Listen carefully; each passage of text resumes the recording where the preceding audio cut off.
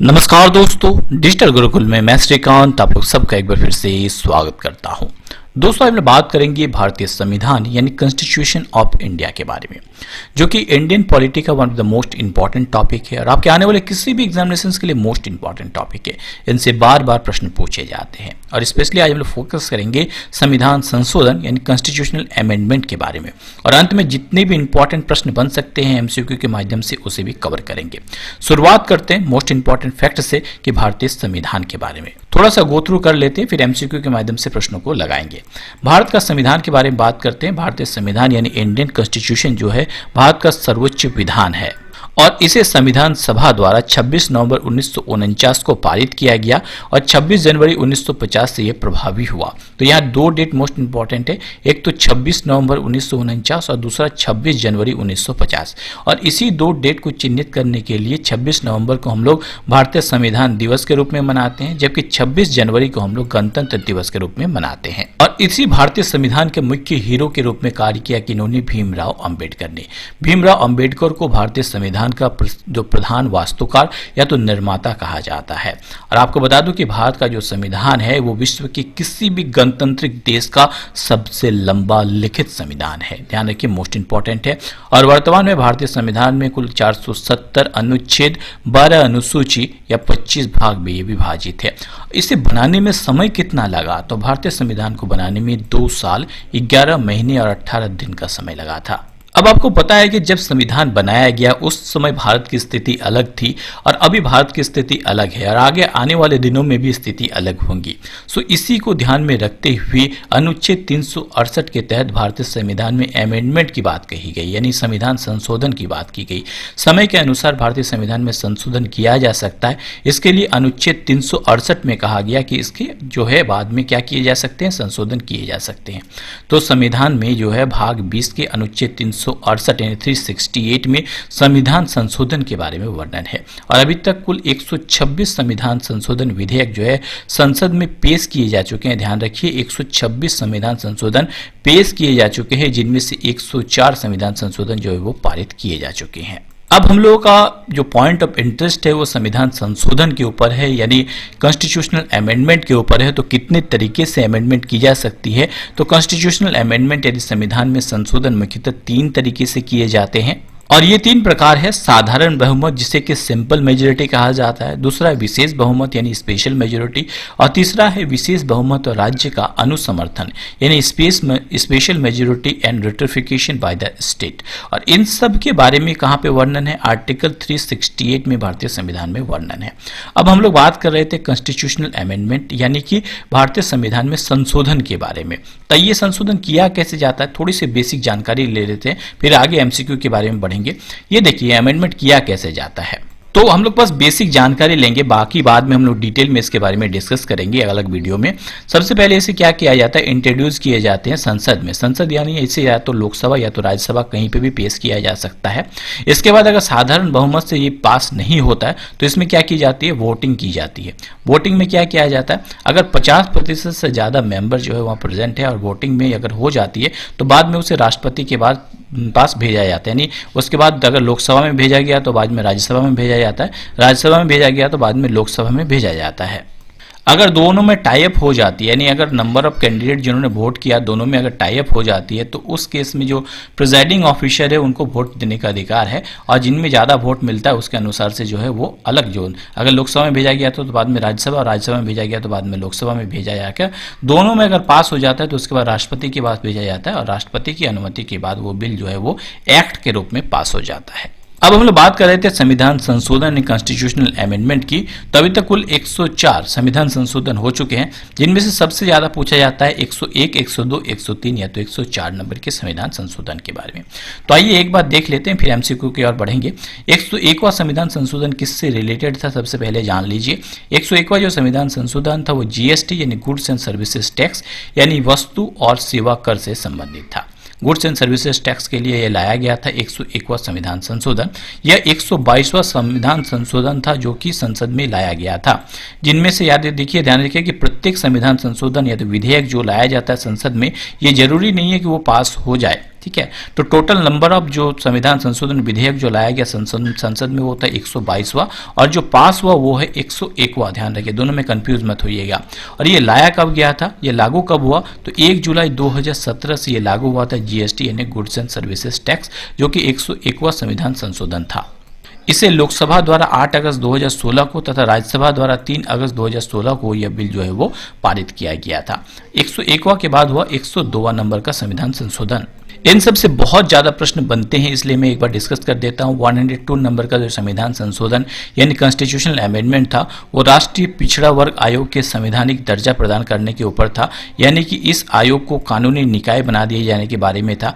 ये 123वां संविधान संशोधन विधेयक था और 102वां संविधान संशोधन था। ध्यान रखिए, यानी 123वां संविधान संशोधन विधेयक जो संसद में लाया गया था और पास हुआ वो था 102वां। ध्यान रखिए, और यह जो है अनुच्छेद 368 के खंड को और 338 के खंड ख में जोड़ा गया। और ये कब लाया गया था, वर्ष 2017 में यह संविधान संशोधन जो है वो पास किया गया था।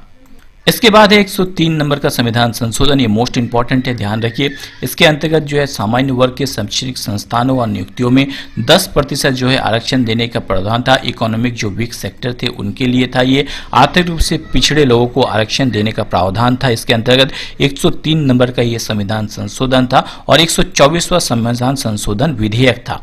अनुच्छेद 15 अनुच्छेद 16 में इसके अंतर्गत जो है ये संशोधन किया गया था और ये वर्ष 2019 में संविधान संशोधन किया गया था। तो यहाँ पे ध्यान रखना है कब किया गया था, ईयर याद रखना है, और ये कौन से नंबर का संविधान संशोधन था ये याद रखना है, और कौन से नंबर का विधेयक था ये भी आपको ध्यान रखना है। और फरवरी 2021 तक के लास्ट संविधान संशोधन जो किए जा चुके हैं वो है 104 यानी 104 संविधान संशोधन यानी कॉन्स्टिट्यूशनल अमेंडमेंट एक्ट। इसके अंतर्गत लोकसभा और राज्यसभा के विधानसभाओं में SC और ST के सीटों में आरक्षण जो है वो 10 वर्ष से बढ़ाकर 25 जनवरी 2030 तक कर दिया गया। साथ ही एंग्लो इंडियन सीटों को जो है समाप्त कर दिया गया। ये 126वां संविधान संशोधन विधेयक था। ध्यान रखिए, वर्तमान में लोकसभा में 84 सीट अनुसूचित जाति हेतु और 47 सीट अनुसूचित जनजाति हेतु जो है आरक्षित है। अनुच्छेद 334 में इसके आरक्षण का प्रावधान है और ये वर्ष 2020 में संविधान संशोधन जो है वो किया गया था। तो ये याद रखिए आप लोग। चलिए आगे बढ़ते हैं MCQ के प्रश्नों की ओर। अगर आप लोगों के इनमें से किसी का भी उत्तर आता है तो आप मुझे कमेंट बॉक्स पे कमेंट कर सकते हैं। तो चलिए तैयार हो जाइए, आपके नॉलेज को चेक करते हैं। फटाफट मुझे कमेंट करते रहिए। पहला प्रश्न आपके लिए है कि फरवरी 2021 तक कुल कितने संविधान संशोधन विधेयक संसद में लाए जा चुके हैं। तो सही उत्तर है ऑप्शन डी, यानी 126 संविधान संशोधन विधेयक संसद में लाए जा चुके हैं फरवरी 2021 तक। अगला प्रश्न, फरवरी 2021 तक कुल कितने संविधान संशोधन विधेयक जो है वो पारित हो चुके हैं यानी पास हो चुके हैं। तो फरवरी 2021 तक कुल कितने संविधान संशोधन विधेयक पारित हो चुके हैं, तो उत्तर होगा ऑप्शन बी, यानी 104 संविधान संशोधन विधेयक पारित हो चुके हैं, जबकि 126 संविधान संशोधन विधेयक जो है वो पेश किए जा चुके हैं। अगला महत्वपूर्ण प्रश्न, संविधान के किस भाग एवं अनुच्छेद में संविधान संशोधन की प्रक्रिया का उल्लेख है, यानी कॉन्स्टिट्यूशनल अमेंडमेंट का उल्लेख है। तो भारतीय संविधान के भाग 20 के अनुच्छेद 368 में जो है वो संविधान संशोधन के बारे में वर्णन है। ध्यान रखिए किसमें, अनुच्छेद में आर्टिकल 368 के भाग 20 में है। अगला महत्वपूर्ण प्रश्न, अनुच्छेद 368 का संबंध किससे है, यानी आर्टिकल 368 किससे रिलेटेड है। वेरी गुड, सही उत्तर है ऑप्शन ए, यानी संविधान संशोधन यानी कॉन्स्टिट्यूशनल अमेंडमेंट से संबंधित है अनुच्छेद 368। अगला प्रश्न, भारत में संविधान संशोधन की प्रक्रिया जो है वो किस देश से ली गई है। तो सही उत्तर है ऑप्शन सी, यानी दक्षिण अफ्रीका से ली गई है कॉन्स्टिट्यूशनल अमेंडमेंट जो है भारत में। अगला प्रश्न है, संविधान संशोधन हेतु विधेयक सर्वप्रथम कहां प्रस्तुत किया जाता है। तो सही उत्तर है option A, very good, option A, यानी संविधान संशोधन हेतु विधेयक सर्वप्रथम जो है या तो लोकसभा या तो राज्यसभा कहीं भी पेश किया जा सकता है, यानी संसद में सर्वप्रथम जो है विधेयक प्रस्तुत किया जाता है। अगला प्रश्न है, भारत में संविधान संशोधन कितने तरीके से किए जा सकते हैं। तो जैसे मैंने थोड़ी देर पहले बताया, भारत में संविधान संशोधन कुल तीन प्रकार से किए जाते हैं। ये तीन प्रकार कौन कौन से हैं, चलिए फटाफट मुझे कमेंट कीजिए। संविधान संशोधन के तीन प्रकार कौन कौन से हैं? Very good. साधारण बहुमत, विशेष बहुमत और विशेष बहुमत तथा राज्यों का अनुसमर्थन, ये तीन पद्धतियों द्वारा भारत में कॉन्स्टिट्यूशनल अमेंडमेंट यानी संविधान संशोधन किए जाते हैं। अगला प्रश्न है, निम्न में से कौन सा अनुबंध संसद के साधारण बहुमत से पेश किया जा सकता है? तो सही उत्तर है ऑप्शन डी, यानी मूल अधिकार जो है इसके संबंध में कोई भी चीज जो होती है उसे साधारण बहुमत द्वारा पेश किया जा सकता है कॉन्स्टिट्यूशनल अमेंडमेंट के लिए। अगला प्रश्न है, पहला भारतीय संविधान संशोधन कब किया गया था? तो सही उत्तर है पहला संविधान संशोधन जो है 1951 यानी 1951 में किया गया था और इसके माध्यम से स्वतंत्रता, समता और संपत्ति से संबंधित मौलिक अधिकारों को लागू किए जाने संबंधित व्यवहारिक कठिनाइयों को दूर करने का प्रयास किया गया था। अगला प्रश्न है, पहला संविधान संशोधन अधिनियम किससे संबंधित था? तो सही उत्तर है ये कुछ राज्यों के कृषि भूमि सुधारों से संबंधित था। अगला प्रश्न है, निम्न में से किस संविधान संशोधन के कारण वोट डालने की उम्र 21 से 18 वर्ष कर दी गई थी? तो आपको पता है पहले वोट डालने की उम्र थी 21 वर्ष थी और अभी कितनी है? कम से कम 18 वर्ष होनी चाहिए वोटिंग के लिए आपकी उम्र। तो सही उत्तर है भारतीय संविधान के अमेंडमेंट 61 जो थी उसके अंतर्गत जो है संविधान संशोधन 61 के अनुसार जो है उम्र जो थी 21 वर्ष से घटाकर 18 वर्ष कर दी गई थी। अगला प्रश्न है, किस संविधान संशोधन द्वारा पंजाब राज्य को पुनर्गठित कर पंजाब तथा हरियाणा राज्य एवं चंडीगढ़ को केंद्र शासित प्रदेश बनाया गया? तो सही उत्तर है भारतीय संविधान के संशोधन कितना नंबर किया गया था? 18वें संविधान संशोधन के द्वारा पंजाब राज्य को पुनर्गठित किया गया और पंजाब तथा हरियाणा राज्य एवं चंडीगढ़ को केंद्र शासित प्रदेश जो है वो बनाया गया था, यानी यूनियन टेरिटरी बनाया गया था। अगला प्रश्न है, संविधान अनुसूची में सिंधी भाषा को किस संवैधानिक संशोधन के द्वारा शामिल किया गया? तो सही उत्तर है ऑप्शन डी, यानी 21, यानी 21वें संविधान संशोधन के द्वारा ही सिंधी भाषा को 8वीं अनुसूची में जो है वो जोड़ा गया। कुछ एक्स्ट्रा फैक्ट को बता दूं कि संविधान में के 8वीं अनुसूची में कितनी भाषाओं को जोड़ा गया पूछा जा सकता है। तो कुल 22 प्रादेशिक भाषाओं को जोड़ा गया था 8वीं अनुसूची में संविधान की, और इस सूची में मूल रूप से 14 भाषाओं को स्थान दिया गया था, परंतु 8 अन्य भाषाओं को बाद में इस अनुसूची में जोड़ दिया गया। ठीक है, यानी कुल मिलाकर 22 भाषाओं को जोड़ा गया था। अगला प्रश्न है कि किस संविधान संशोधन अधिनियम द्वारा लोकसभा सीटों की अधिकतम संख्या 545 की गई?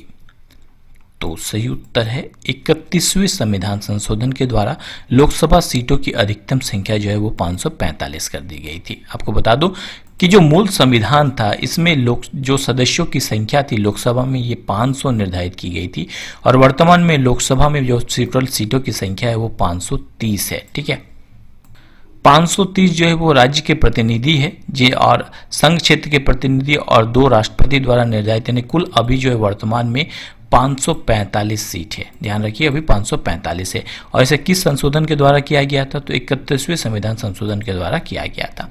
अगला प्रश्न है कि संसद को मौलिक अधिकारों में संशोधन करने का अधिकार संविधान के किस संशोधन द्वारा किया गया? तो मौलिक अधिकार में संशोधन जो है वो भारतीय संविधान के जो है 24वें संविधान संशोधन के द्वारा किया गया था। अगला प्रश्न है, भारतीय संविधान की प्रस्तावना में समाजवादी और धर्मनिरपेक्ष शब्द कब जोड़ा गया? तो सही उत्तर है 42वें संविधान संशोधन के बाद भारतीय संविधान की प्रस्तावना यानी जो प्रियम्बल्स है उसमें समाजवादी और धर्मनिरपेक्षता जोड़ी गई। 1976 में 42वें संविधान संशोधन के द्वारा 3 शब्द मुख्य रूप से इसमें जोड़े गए थे, जो थी समाजवादी, धर्मनिरपेक्ष और अखंडता को जोड़ा गया था। ध्यान रखिए 2 चीजें ध्यान रखनी है कि संविधान संशोधन के द्वारा जोड़ा गया था प्रियम्बल्स में 42 नंबर के, और कब जोड़ा गया? 1976 में जोड़ा गया। अगला प्रश्न, संविधान संशोधन अधिनियम द्वारा मौलिक अधिकारों की संख्या को 7 से घटाकर 6 कर दिया गया। तो किस संविधान संशोधन के अंतर्गत ये किया गया था? तो 44वें संविधान संशोधन के अंतर्गत जो मौलिक अधिकार थे पहले 7 थे, अभी 6 कर दिए गए। तो अभी कौन से मौलिक अधिकार 6 है? अगर आपसे पूछा जाए तो 6 मौलिक अधिकार समता या तो समानता का अधिकार है, स्वतंत्रता का अधिकार है, शोषण के विरुद्ध अधिकार है, धार्मिक स्वतंत्रता का अधिकार है, संस्कृति और शिक्षा का अधिकार है तथा संवैधानिक अधिकार है। तो 7वें नंबर की कौन सा मौलिक अधिकार था जिसे हटा दिया गया? तो मूल संविधान में कुल 7 मौलिक अधिकार थे जिसे 44वें संविधान संशोधन के अंतर्गत जो है वो हटा दिया गया। कौन सा हटा दिया गया? तो संपत्ति के अधिकार को मौलिक अधिकारों की सूची से हटा दिया गया था। अगला प्रश्न है कि शिक्षा को किस संविधान संशोधन के द्वारा राज्य की समवर्ती सूची में लाया गया था? तो सही उत्तर है 42वें संविधान संशोधन के द्वारा शिक्षा को जो है वो समवर्ती सूची में लाया गया था। 42वां संविधान संशोधन 1976 में किया गया था, ध्यान रखिए। अगला प्रश्न है कि भारतीय संविधान में किस संशोधन द्वारा नागरिकों के मौलिक कर्तव्यों को सम्मिलित किया गया? तो संविधान संशोधन 42 में जो है नागरिक के मौलिक कर्तव्यों को शामिल किया गया था। आपको बता दो सरदार स्वर्ण सिंह जो के समिति की अनुशंसा के द्वारा 42वें संविधान संशोधन जो कि 1976 में किया गया था, मौलिक कर्तव्यों को जो है वो संविधान में जोड़ा गया था। अगला प्रश्न है संविधान की प्रस्तावना यानी प्रेयम्बल्स को निम्नलिखित में से किस संवैधानिक संशोधन द्वारा संशोधित किया गया? तो थोड़ी देर पहले मैंने बताया कि 42वें संविधान संशोधन के द्वारा जो है वो प्रेयम्बल्स को संशोधित किया गया और इसमें 3 शब्द जो है वो जोड़े गए थे, समाजवादी, धर्मनिरपेक्ष, लोकतांत्रिक और गणतांत्रिक जो है वो जोड़ा गया था, जो कि 1976 में संविधान संशोधन के द्वारा जो है समाजवादी, धर्मनिरपेक्ष और अखंडता को इन 3 शब्दों को बाद में जोड़ दिया गया। अगला प्रश्न है कि भारतीय संविधान के किस संशोधन द्वारा राष्ट्रपति को कोई मामला मंत्रिपरिषद के द्वारा पुनर्विचार किए जाने के लिए वापस भेजने का अधिकार दिया गया? तो सही उत्तर है 44वें संविधान संशोधन के द्वारा राष्ट्रपति को एक विशेष अधिकार दिया गया कि किसी भी मामले को वो मंत्रिपरिषद द्वारा पुनर्विचार के लिए भेजा जा सकता है। अगला प्रश्न है कि किस संविधान संशोधन अधिनियम द्वारा लोकसभा के कार्यकाल को 6 वर्ष से घटाकर 5 वर्ष कर दिया गया? तो 44वें संविधान संशोधन के द्वारा पहले जो लोकसभा का कार्यकाल था 6 वर्षों का था, उसे घटाकर 5 वर्ष कर दिया गया और ये 42वां संविधान संशोधन 1976 में किया गया और 1978 में पुनः इसे 5 वर्ष कर दिया गया था। आपको बता दूं कि 42वें संविधान संशोधन के द्वारा 1976 में जो किया गया था कार्यकाल 6 वर्ष कर दिया गया था, बाद में 44वें संविधान संशोधन के द्वारा पुनः इसे 1978 में 5 वर्ष कर दिया गया। तो दोनों ही इंपॉर्टेंट है। 6 वर्ष कब किया गया था 1976 में, 5 वर्ष कब किया गया 1978 में। अगला प्रश्न है किस संविधान संशोधन अधिनियम द्वारा गोवा को राज्य का दर्जा दिया गया? तो 56वें संविधान संशोधन जो कि 1987 में किया गया था, राज्य का दर्जा दिया गया था गोवा को। अगला प्रश्न है संविधान के किस संशोधन द्वारा मतदान की आयु 21 से घटाकर 18 वर्ष कर दी गई? तो 61वें संविधान संशोधन के द्वारा जो है वो निर्वाचन का जो है उम्र थी उसे 21 से घटाकर 18 वर्ष कर दी गई थी, बहुत इंपॉर्टेंट है और ये भी 1989 में हुआ था। अगला प्रश्न है 74वें संविधान संशोधन का संबंध निम्नलिखित में से किस संस्था से है? तो 74वां संविधान संशोधन जो है वो नगर पालिका से संबंधित है, ध्यान रखिए। 74वां संविधान संशोधन 1992 में हुआ था और एक और ध्यान रखिए 73वां जो संविधान संशोधन है वो पंचायती राज व्यवस्था से संबंधित है, जो कि 1993 में हुआ था। तो दोनों ही प्रश्न पूछे जाते हैं। तो भारत का 73वां जो संविधान संशोधन ये किससे संबंधित है पूछा जाए तो ये पंचायती राज से संबंधित है। 73वां संविधान संशोधन मोस्ट इंपॉर्टेंट है, जो कि 1993 में किया गया था। और ये भी प्रश्न पूछा जाता है कि पंचायती राज्य की व्यवस्था की शुरुआत किस राज्य से हुई थी? तो ये राजस्थान के नागौर में सर्वप्रथम इसकी शुरुआत हुई थी, ये भी प्रश्न पूछा जाता है। अगला प्रश्न है भारतीय संविधान के किस संशोधन अधिनियम द्वारा 6 से 14 वर्ष के सभी बच्चों के लिए शिक्षा के अधिकार को मूल अधिकार बताया गया? तो भारतीय संविधान के किस संशोधन 86वें संविधान संशोधन के द्वारा जो है 6 से 14 वर्ष के सभी बच्चों को शिक्षा का अधिकार जो है मूल अधिकार बताया गया था। और ये कब हुआ था? 2002 में 86वां संविधान संशोधन हुआ था, जिसके अंतर्गत 6 से 14 वर्ष के आयु के बच्चे को शिक्षा को मौलिक अधिकार के रूप में अंगीकृत किया गया था। अगला प्रश्न है 42वें संविधान संशोधन द्वारा जोड़ा गया नया अनुच्छेद किससे संबंधित है? तो ये संबंधित है मूल कर्तव्यों से। अगला प्रश्न किस संविधान संशोधन अधिनियम द्वारा अनुसूचित जनजातियों हेतु प्रथम राष्ट्रीय आयोग की स्थापना का प्रावधान किया गया? तो ये 89 संविधान संशोधन द्वारा राष्ट्रीय आयोग की स्थापना का प्रावधान किया गया था, बहुत इंपॉर्टेंट है, ध्यान रखिए। अब ये कब किया गया था पूछा जा सकता है, तो 2003 में किया गया था ये।